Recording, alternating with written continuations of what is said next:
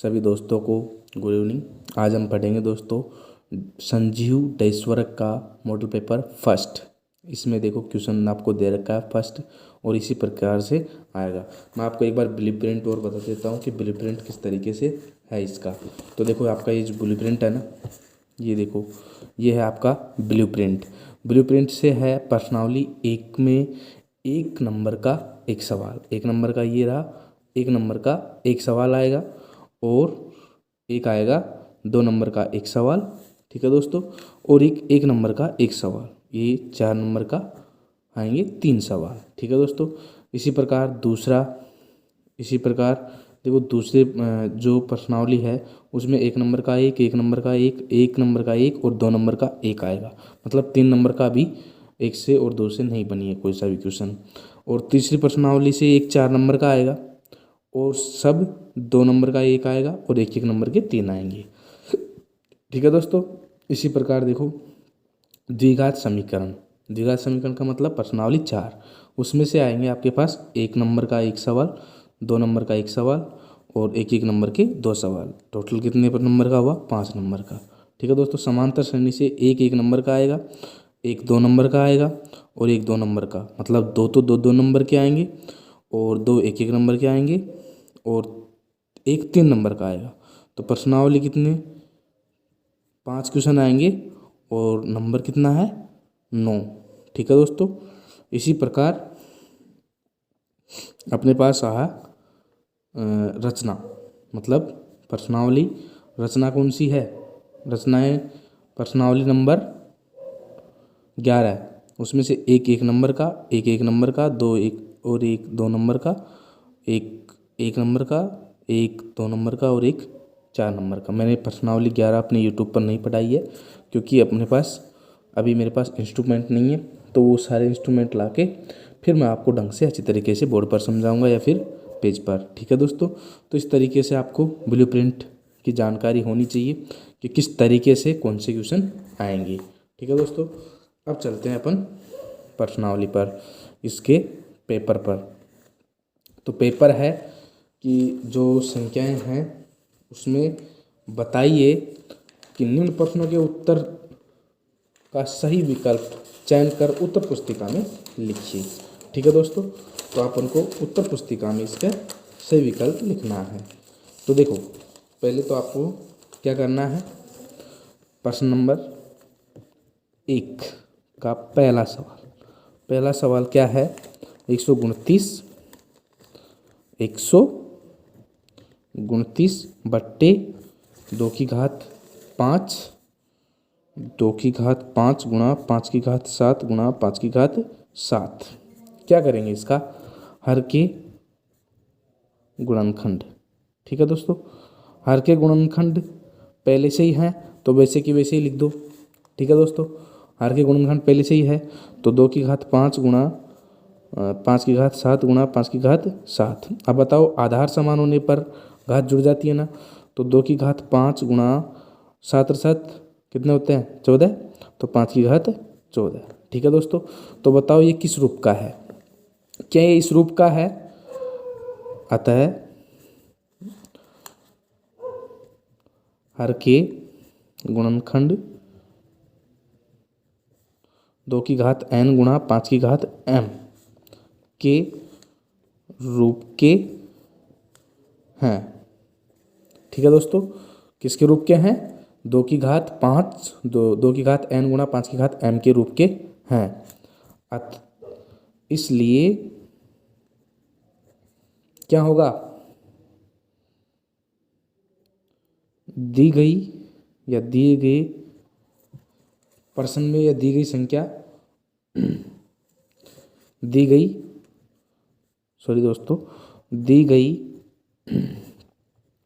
प्रमेय संख्या का प्रसार क्या होगा दोस्तों? प्रसार शांत होगा,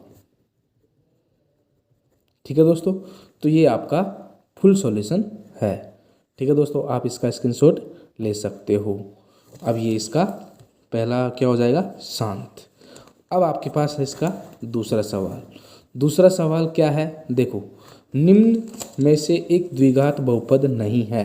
तो देखो द्विघात बहुपद क्या होता है, द्विघात बहुपद क्या होता है, द्विघात, ये दूसरा सवाल है आपका, द्विघात बहुपद, द्विघात बहुपद क्या होता है, द्विघात बहुपद होता है दोस्तों, द्विघात बहुपद क्या होता है, ये X square plus B X plus C इसके रूप का होता है। ये क्या रूप है, मानक रूप है, क्या रूप है, मानक रूप है। ठीक है दोस्तों, मतलब अधिकतम घात कितनी हो, अधिकतम घात किसकी, चर की, चर की 2 हो। ठीक है दोस्तों, मतलब 2 से ज़्यादा नहीं हो और कम से कम भी 2 ही हो। तो यहाँ पर देखो आप कौन कौन से हैं, एक्स की घात 2, ये एक द्विघात समीकरण हो सकता है, एक्स स्क्वायर माइनस 3 ये भी हो सकता है, x square minus 4x plus 4 ये भी हो सकता है, बट ये नहीं हो सकता। तो आपका आंसर क्या होगा, द। ठीक है दोस्तों, x cube minus 3x square plus 3x minus 1। ठीक है दोस्तों, अब आपका सवाल नंबर 3, निम्न रैखिक समीकरण युग्म के हल हैं, इसके हल करने हैं हमको। ठीक है दोस्तों, तो सवाल नंबर 3, सवाल नंबर 3, आपका सवाल नंबर 3 क्या है वो देखो, सवाल नंबर 3 है आपके दिए गए समीकरण युग्म। तो अपन को लिखना है, इसके फुल सॉल्यूशन करवा रहा हूँ। ठीक है दोस्तों, तो आपको फुल सॉल्यूशन करने हैं इनके, और फिर आप आंसर तो अपने तरीके से दे सकते हैं। दिए गए समीकरण युग्म कौन कौन से हैं, दिए गए समीकरण युग्म। ठीक है दोस्तों, तो वो है अपने पास x प्लस वाई बराबर 4 और x माइनस वाई, एक है x प्लस वाई बराबर 4 और एक है x माइनस वाई बराबर 2। ठीक है दोस्तों, यही है ना। अब देखो इसमें क्या करना है, अब इसमें आपको विलोपन विधि से या कोई सी भी विधि से आपको हल कर देना है। ठीक है दोस्तों, तो यहाँ पर समीकरण नंबर इसको 1 दे देते हैं और समीकरण नंबर इसको 2 दे देते हैं। तो समीकरण 1 को समीकरण 2 में जोड़ने पर, ठीक है दोस्तों, क्या करेंगे, जोड़ने पर। तो देखो x प्लस वाई बराबर 4 और x माइनस वाई बराबर 2, तो यहाँ से ये कट जाएगा जोड़ेंगे तो, क्योंकि ये माइनस का है ये प्लस का, तो 2x बराबर कितना आया 6, तो x बराबर कितना आ जाएगा, ये गुणा का भाग में चला जाएगा, 2 एकम 2, 2 तिया 6, तो x की वैल्यू कितनी आई, x की वैल्यू कितनी आई दोस्तों 3। x का यह मान समीकरण किस में रखोगे, समीकरण 1 में रखने पर, समीकरण 1 में रखने पर। ठीक है दोस्तों, तो समीकरण 1 में रख दो, x की वैल्यू कितनी है 3, तो x समीकरण 1 कौन सा है, ये वाला, समीकरण 1 कौन सा है, ये वाला, तो इसमें रखो अपन x की वैल्यू कितनी 3, तो यहाँ पर हो जाएगा 3 प्लस वाई बराबर 4, तो हो जाएगा y बराबर 4 माइनस 3। ठीक है दोस्तों, तो कितना आ जाएगा, अपने पास आ जाएगा y की वैल्यू, अपने पास y की वैल्यू आ जाएगी 1। ठीक है दोस्तों, आई होप आपकी ये समझ में आ गया होगा कि तीसरा क्वेश्चन कौन सा है, ये आपको दिया हुआ समीकरण है, समीकरण को जोड़ना और घटाना है। ठीक है दोस्तों, अब चलते हैं सवाल नंबर 4 पर। सवाल नंबर 4 आप देखो कौन सा है। ठीक है दोस्तों, तो सवाल नंबर 4 आप देखो कौन सा है। तो सवाल नंबर 4 है, निम्नलिखित में से कौन द्विघात समीकरण को हल करने की एक विधि है। तो देखो दोस्तों, गुणनखंड विधि, गुणनखंड विधि प्रश्नावली 2 में काम आती है, तो ये भी एक द्विघात समीकरण को हल करने की विधि है। पूर्ण वर्ग विधि ये चौथी प्रश्नावली में काम आती है, द्विघात समीकरण के बाद वाली, मतलब श्रीधराचार्य की विधि के बाद वाली, तो ये भी एक द्विघात समीकरण को हल करने की विधि है। और ये क्या है, ये कौन सी है दोस्तों, ये है अपने पास कौन सी, द्विघात सूत्र, मतलब श्रीधराचार्य। तो इसको तीनों विधियां हैं जो द्विघात समीकरण को हल कर सकती है। तो क्या आएगा इसका आंसर, द उपरोक्त सभी। ठीक है दोस्तों, अब यहाँ पर है कि समांतर श्रेणी, समांतर श्रेणी के प्रथम पद और सार्वंतर क्या होंगे। तो समांतर श्रेणी का प्रथम पद और सार्वंतर क्या होता है, अगर मान लो आपके पास क्या है, AP है, आपके पास ये AP है, A1 plus A2 plus A3 dot dot dot. अब इनको ऐसे भी लिख सकता है A और इसको लिख सकते हैं ए प्लस डी, ए प्लस 2d, ए प्लस 3d, ऐसे भी अपन लिख सकते हैं। तो दोस्तों ए जो होता है ना, ए होता है प्रथम पद। ठीक है दोस्तों, प्रथम पद का मतलब पहला पद, प्रथम पद क्या होता है ए, प्रथम पद क्या होता है ए। और सार्वंतर क्या होता है, सार्वअंतर, सार्वअंतर का मतलब होता है डी, डी मतलब डिफरेंस, A2 माइनस A1। ठीक है दोस्तों, तो A2 माइनस A1 ये अपन को करना है। तो यहाँ देखो ये है 4, 10, 16 और 22। तो यहाँ पर देखो प्रथम पद तो क्या हो जाएगा ए कितना हो जाएगा 4, तो यहाँ पर ए तो कितना आएगा 4, सही है। उसके बाद में 10 में से -4 करेंगे तो 10 - 4 कितने होते हैं, 10 - 4 कितने, 6, तो कितने हो जाएंगे 4, 6, आपका ब आंसर सही है। ठीक है दोस्तों, ये है 3.5 सेंटीमीटर त्रिज्या वाले वृत्त का व्यास क्या होगा। तो बताओ 3.5 सेंटीमीटर, तो यहाँ पर है वृत्त की त्रिज्या, ये सवाल नंबर 6, सवाल नंबर 6 आपका है वृत्त की त्रिज्या, वृत्त की त्रिज्या, वृत्त की त्रिज्या आपके पास क्या है, वृत्त की त्रिज्या है आपके पास 3.5 सेंटीमीटर।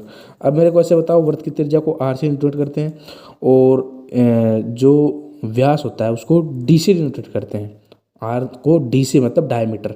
तो यहाँ पर d बराबर क्या होता है 1/2, d बराबर क्या होता है r, r बराबर क्या होता है 1/2 d। या फिर ऐसे लिख सकता हूँ क्या d बराबर 2r, मतलब ये हो गया कि व्यास बराबर 2 गुना त्रिज्या। ठीक है दोस्तों, 2 गुना त्रिज्या ये लिख सकते हैं ना। तो यहाँ पर जो है आपका आंसर कितना हो जाएगा 3.5 सेंटीमीटर क्या है त्रिज्या है, तो व्यास बराबर कितना हो जाएगा, व्यास बराबर 2 गुना 3.5 सेंटीमीटर, तो ये कितना हो जाएगा 35 दूना 70, तो 7 सेंटीमीटर। तो आपका आंसर कितना होना चाहिए 7 सेंटीमीटर, तो आपका आंसर होगा 7 सेमी। ठीक है दोस्तों, अब यहाँ पर देखो -3.3 और 5 को कौन से चतुर्थांश में है। तो देखो 3, -3, 5, यह आपका सवाल नंबर 7वां है। 3, 5 यह आपका कौन से चतुर्थांश में आता है। तो ऐसे बताओ मेरे को कि ये चतुर्थांश आपको कैसे बताना है। जैसे आपको मैंने एक ये ग्राफ बताई, एक ये छोटी सी ग्राफ है, ये आपके पास एक ये x अक्ष, ये y अक्ष। ठीक है दोस्तों, तो यहाँ पर फर्स्ट होता है क्वाड्रेंट, फर्स्ट चतुर्थांश, इसमें होता है प्लस प्लस, यहाँ पर होता है माइनस प्लस जो कि सेकंड चतुर्थांश है, यहाँ पर होता है माइनस और माइनस, यह है थर्ड चतुर्थांश, और ये होता है प्लस माइनस। ठीक है दोस्तों, ये क्या होता है प्लस माइनस। तो ऐसे बताओ कौन से चतुर्थांश में, -3 और प्लस के 5, -3 प्लस के 5, -3 और प्लस के 5 कौन से में आ रहे हैं, सॉरी -3 और प्लस के 5 मतलब x के माइनस का और y प्लस का, तो ये कौन से में आ रहा है सेकंड चतुर्थांश में। ठीक है दोस्तों, ये सेकंड वाला है, ये थर्ड वाला है, ये थर्ड वाला है और ये फोर्थ वाला है। ठीक है दोस्तों, तो यहाँ पर आ जाएगा सेकंड चतुर्थांश, तो यहाँ पर हो जाएगा द्वितीय चतुर्थांश। समझ गए दोस्तों। अब चलते हैं tan 45 प्लस कोट 45 का मान कितना होता है। तो देखो tan 45 और कोस 45 का मान कितना होता है वो देखते हैं। सवाल नंबर आपका कौन सा है 8वां, सवाल नंबर आपका 8वां, tan 45 प्लस कोट 45 इसका मान कितना होता है। तो देखो tan 45 और कोट 45 का मान कितना होता है वो देखो, tan 45 और कोट 45, तो टेबल में आपको मान दे रखे होंगे, tan 45 का मान होता है 1 और कोट 45 आपको मैंने टेबल लिखवा दी है दोस्तों प्रश्नावली 8.1 में, तो आप वहाँ से देख सकते हो या फिर आप वहाँ से देख सकते हो या फिर आपने लिख रखी होगी। तो टेबल निकालो, टेबल में देखो tan 45 का मान कितना होता है 1, तो tan 45 प्लस कोट 45। ध्यान रखना tan और 45, tan 45 और cot 45 हमेशा बराबर होते हैं, तो इसका भी 1 हो जाएगा प्लस इसका भी 1 हो जाएगा, तो कितना हो जाएगा दोस्तों 2। आपका आंसर कितना है 2, तो यहाँ पर आपके आंसर कितना होगा सही 2। ठीक है दोस्तों, उसके बाद में कोस 90 माइनस 48 कितना होता है साइन 48। ठीक है दोस्तों, क्योंकि कोस 90 माइनस थीटा, एक सवाल है आपका ये 9वां कि कोस 90 माइनस 48, कोस 90 माइनस 48 तो क्या हो जाएगा, तो इसका मान हो जाएगा साइन 48। कैसे हुआ दोस्तों, देखो कोस 90 माइनस थीटा का सूत्र लिखा होगा आपने साइन थीटा, तो यहाँ से देखो ये थीटा मान लेते हैं और ये कितना हो जाएगा थीटा, तो यहाँ से कोस 90 माइनस थीटा बराबर होता है साइन थीटा, तो कोस 90 माइनस 48 बराबर क्या हो जाएगा साइन 48। ठीक है दोस्तों, तो कितना आंसर आएगा साइन 48। ठीक है दोस्तों, अब देखो आपका सवाल नंबर 10। सवाल नंबर 10 क्या है, सवाल नंबर 10 आपका है निम्न में से एक माध्य ज्ञात करने का सूत्र नहीं है। ठीक है दोस्तों, माध्य ज्ञात करने का सूत्र, तो यहाँ देखो माध्य का मतलब होता है औसत, ये ध्यान रखना, कुछ चीज़ें हैं जो आपको याद रखनी है दोस्तों। माध्य का मतलब क्या होता है, माध्य का मतलब होता है औसत, ये ध्यान रखना आप, औसत। और औसत का मतलब होता है राशियों का योग बटे राशियों की संख्या, राशियों का योग बट्टे राशियों की संख्या। क्या होता है दोस्तों, राशियों की संख्या। ठीक है दोस्तों, तो राशियों का योग बटे राशियों की संख्या, तो यहाँ पर देखो राशियों का योग, ये क्या है सम्मेशन का मतलब होता है योग, तो इसका योग मतलब x का योग बट्टे x की संख्या n, तो ये तो सही है, ये तो यूज में लिया जा सकता है।